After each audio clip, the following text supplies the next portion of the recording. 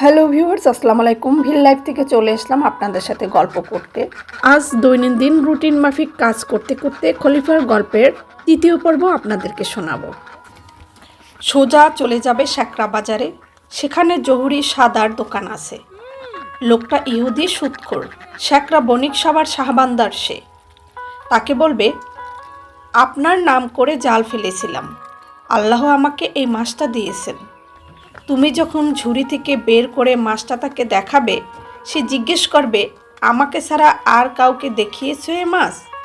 তুমি বলবে, খোদার কসম কাউকে দেখাইনি। তখন সে দাম হিসেবে তোমাকে একটা দিনার দিবে, তুমি নিবে না। এইভাবে সে দাম বাড়াতে বাড়াতে যদি বলে, মাছটাকে সোনা দিয়ে ওজন করে দিচ্ছি, তাও তুমি নিবে না। তখন সে জিজ্ঞেস করবে, তাহলে কি নেবে?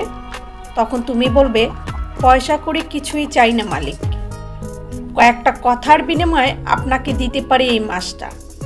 সে বলবে, কি কথা? তখন তুমি বলবে, আপনি উঠে দাঁড়িয়ে বলুন, আপনারা সবাই সাক্ষী, আমি আমার এই বাদরটা এই জেলে খলিফার বাদরের সঙ্গে বদল করে নিলাম। ব্যাস, এই তোমার মাছের উপযুক্ত দাম হবে।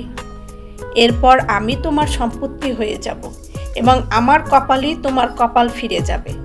প্রতিদিন তুমি জাল ফেলে মাছ পাবে, বিক্রি করে 100 দিনার সংগ্রহ করতে পারবে এবং দেখবে দিনে দিনে তুমি ধনী হবে এবং ওই ইহুদি গরিব হয়ে যাচ্ছে। এইভাবে এমন একদিন আসবে যখন তুমি হবে বাজারের সেরা বণিক আর সে হবে পথের ভিখারি। বাদরটা বলল, যা বললাম ভালো করে খেয়াল রেখো, তাহলে তোমার সৌভাগ্য কেউ নিতে পারবে না। জেলে বলল, ঠিক আছে, তোমার কথা মতোই কাজ করব, কিন্তু এখন এই কানা খোড়া বাদরটাকে কি করব? ছেড়ে দেব? দ্বিতীয় বাদর বলে, ঠিক আছে, আমাদের দুজনকেই তুমি ছেড়ে দিয়ে যাও, আমরা এই জলেই থাকব। খলিফা ওদের দুজনকে খুলে দিতেই ওরা জলে লাফিয়ে পড়ে অদৃশ্য হয়ে গেল। মাছটাকে ভালো করে ধুয়ে ঝুড়িতে ভরে মাথায় তুলে বাজারের পথে গান গাইতে গাইতে চলে সে। পথে অনেকেরই সঙ্গে দেখা হয়, সবাই চেনা জানা, তারা সকলেই জানে লোকটা একেবারে অপয়া, সারাদিনে একটা ভালো মাছ ধরতে পারে না। কেউ কেউ রসিকতা করে জিজ্ঞেস করে, কি গো জেলের পো, আজ দেখি প্রাণে বসন্ত জেগেছে, তা রুই টুই কিছু তুলেছ বলে মনে হচ্ছে। কিন্তু খলিফা কোনো জবাব দেয় না। গান গাইতে গাইতে সে সোজা চলে আসে ইহুদি জহুরির দোকানে। জহুরি বসেছিল নফর চাকর পরিবৃত্ত হয়ে বাদশাহী কেতায়, পরনে তার মহামূল্যবান সাজ পোশাক। যে আসনটায় বসেছিল তা দেখতে প্রায় তখ্ত এর মতো, অত্যন্ত দামি বাহারি, দেখে মনে হয় যেন কোথাকার নবাব বাদশাহ। ভোর হয়ে আসছে দেখে গল্প থামিয়ে শাহরাজাদ চুপ করে বসে থাকে। 557 রজনী। খলিফাকে দেখে স্বাগত জানালো ইহুদি। আরে এসো এসো, কি ব্যাপার, কি মাছ পেয়েছো আজ?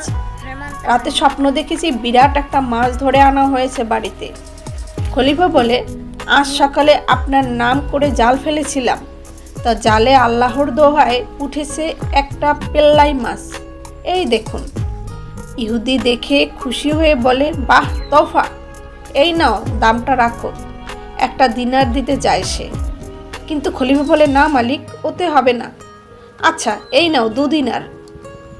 না, ওতেও হবে না। 3 দিনার? না। 10? না, ওতেও দিতে পারবো না। আচ্ছা বাবা, তুমি কি চাও? সোনা দিয়ে মেপে দেব? জেলে বলে, মাফ করবেন জনাব, টাকা পয়সার বিনিময়ে এ মাছ আমি বিক্রি করতে পারবো না। ইহুদি জহুরি অবাক হয়ে বলে, তবে কি চাও তুমি? জি, আমাকে একটা কথা দিতে হবে। কি কথা বলো? জেলে বলে, আপনার যে বাদরটা আছে ওই বাদরটা আমি নেব, আর তার বদলে অবশ্য আমার একটা বাদর আপনাকে দেব। আপনি রাজি থাকেন তো বলুন। বড় অদ্ভুত প্রস্তাব। ঠিক আছে, তাই হবে। খলিফা বলে, না, ওভাবে বললে হবে না। আপনার দোকানের এই সব খদ্দের কর্মচারী, এদের সামনে হলফ করে বলুন যে আমার বাদরটার সামনে আপনার বাদরটা বদলি করে নেবেন। ইহুদি উঠে দাঁড়িয়ে বলে, এই যে শোনো ভাই সব, আমি এই জেলে খলিফাকে কথা দিচ্ছি, আজ থেকে ওর বাদরের সঙ্গে আমার বাদরটা বদল করে নেব।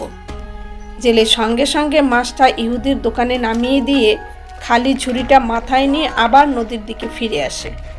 মনে মনে ভাবে বাদরটাকে সব কথা বলা দরকার। জাল ফেলে সে ভাবে নিশ্চয়ই সে উঠে আসবে। জালটা ভারীও বোধ হতে থাকে, টেনে তুলতে বেশ কষ্ট হয়, কিন্তু অবাক কাণ্ড, জালে বাদরটা উঠে আসেনি, তার বদলে উঠেছে অজস্র ভালো মাছ। সারা জালটা রূপোর মতো ঝকমক করছে।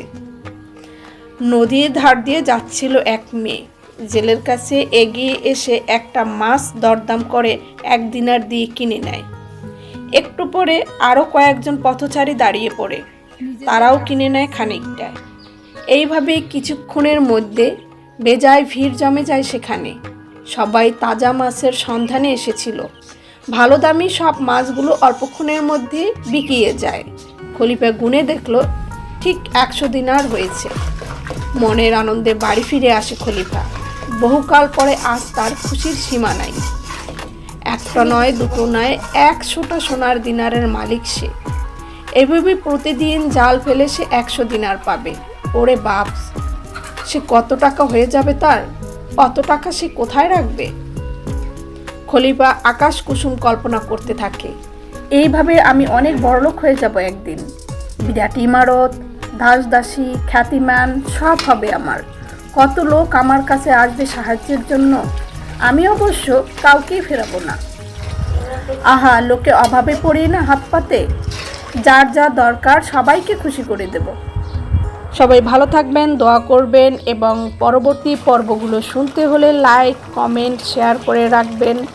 ফেসবুক হলে ফলো করবেন এবং ইউটিউব হলে সাবস্ক্রাইব করবেন। আজ এ পর্যন্তই। আল্লাহ হাফেজ।